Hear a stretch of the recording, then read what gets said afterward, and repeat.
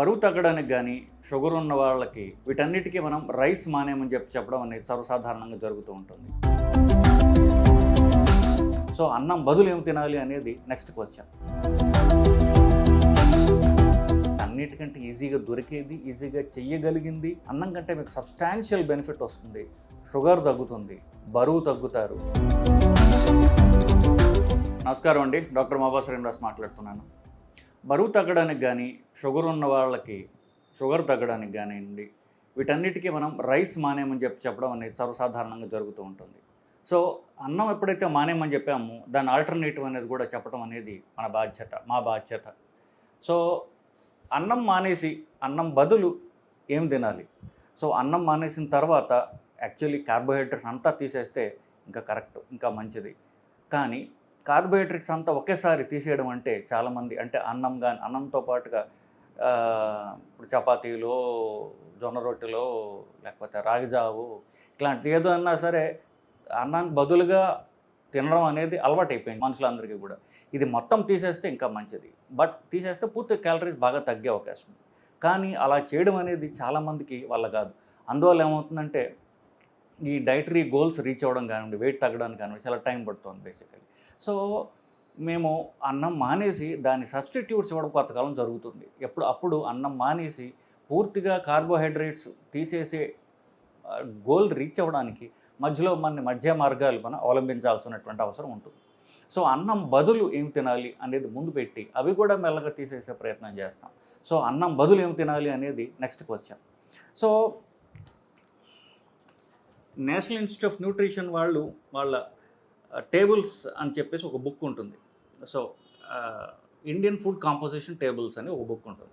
ఆ బుక్ పీడిఎఫ్లో వాళ్ళు గూగుల్లో ఉంది, ఎవరైనా డౌన్లోడ్ చేసుకోవచ్చు. దానిలో టేబుల్ 6, ఈ టేబుల్ 6 అనేది ఉంటుంది. ఆ టేబుల్ 6 ఏం డీల్ చేస్తుందంటే స్టార్చ్ అండ్ ఇండివిజువల్ షుగర్స్ అంటారు వాళ్ళు. సో వీటిల్లో ఒక్కొక్క మనం తినేటటువంటి తిండి పదార్థాల్లో ఏదైతే ఎక్కువ క్యాలరీస్ ఉంది, ఏది తక్కువ క్యాలరీస్ ఉంది అని వాళ్ళు లిస్ట్ అవుట్ చేయడం అంటూ జరిగింది. అన్నిటికంటే ఎక్కువ మనం ఎందుకు రైస్ ఆపేయమంటాము అంటే అన్నిటికంటే క్యాలరీస్ రైస్లో ఎక్కువ ఉంది కాబట్టి. రైస్లో అన్నిటికంటే ఎక్కువ 76.8 రైస్ క్యాలరీస్ ఉంది రైస్లో పర్ 100 గ్రామ్స్.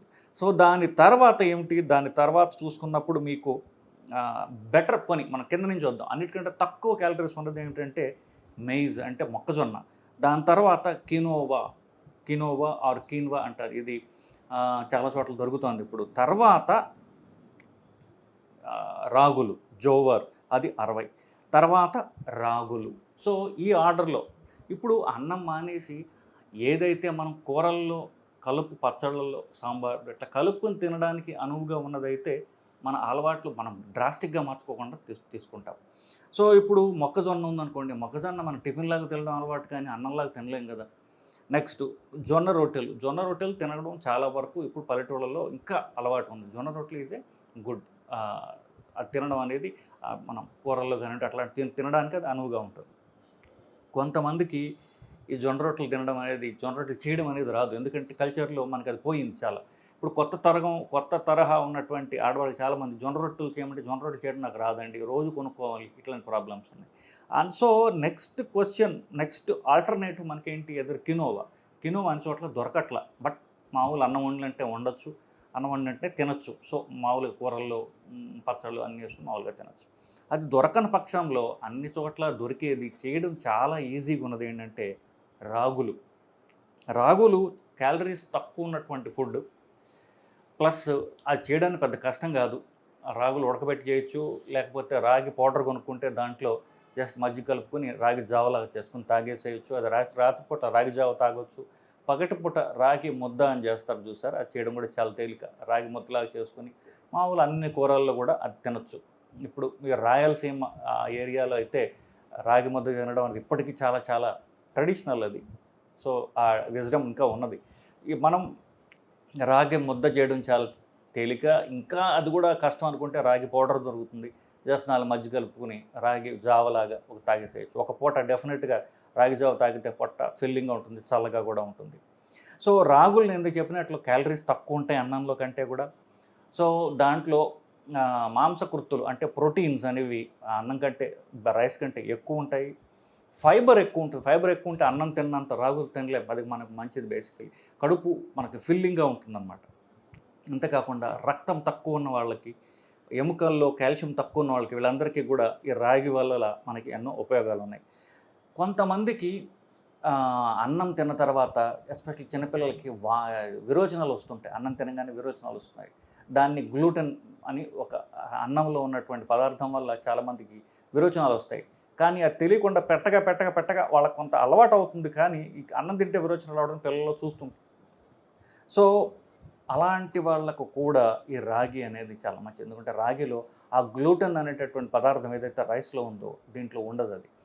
సో ఇవన్నీ చూసుకున్నప్పుడు మనకి అన్నిటికంటే ఈజీగా దొరికేది, ఈజీగా చెయ్యగలిగింది మనకి రాగి జావ, రాగి ముద్ద. అంతగా కావాలంటే ఇప్పుడు అన్ని చోట్ల ఉన్నటువంటి రాయలసీమ రెస్టారెంట్స్ చాలా ఉన్నాయి.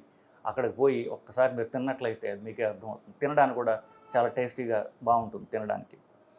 కాకపోతే ఈ ట్రెడిషనల్గా రాగితో చేసే రాగి ముద్దలో అన్నం కూడా కలుపుతున్నారు. అది మెయిన్ ప్రాబ్లం.